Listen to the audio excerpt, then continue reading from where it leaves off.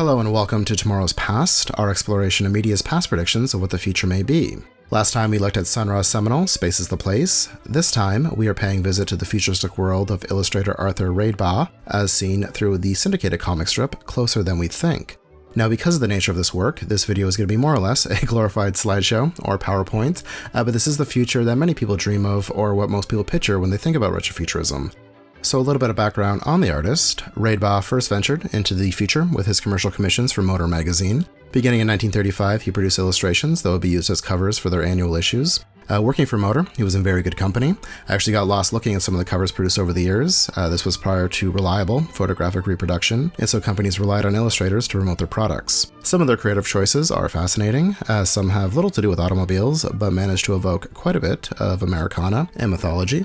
Radebaugh's visions were rooted in science fiction. This was, after all, the golden age of sci-fi, and his work would not have looked out of place on the cover of Astounding or Amazing Stories. His designs were streamlined and featured the frivolous fins and extra wheels that have since become associated with the retrofuturistic aesthetic.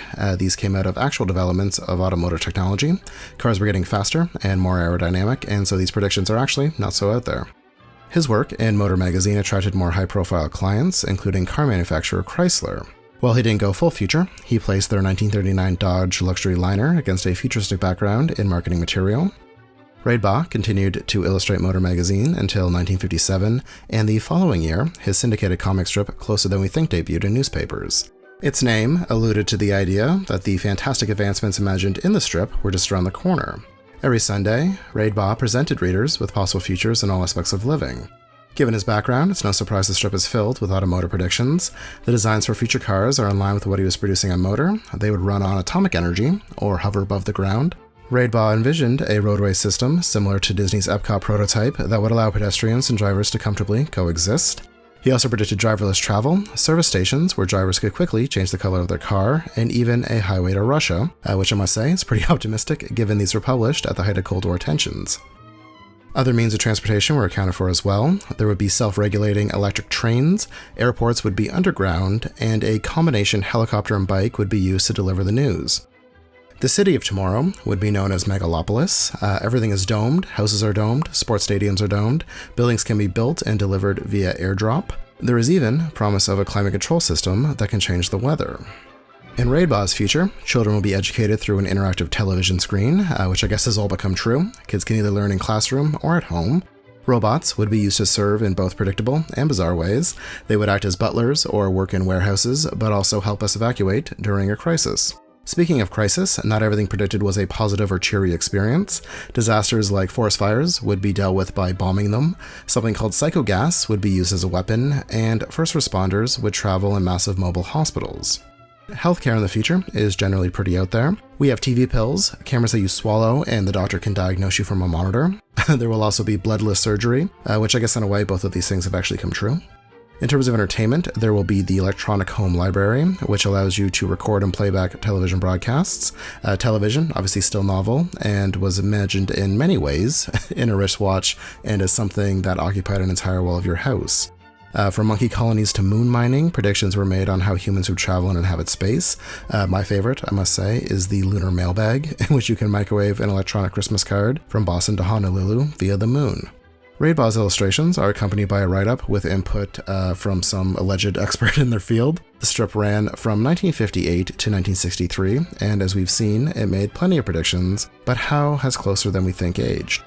Things that got right, besides already mentioned, mass surveillance. While the police may not have screens in every part of your life, your data and behavior can be easily tracked, even by entertainment apps. Also, factory farming and GMOs, which is lovely, thanks for that.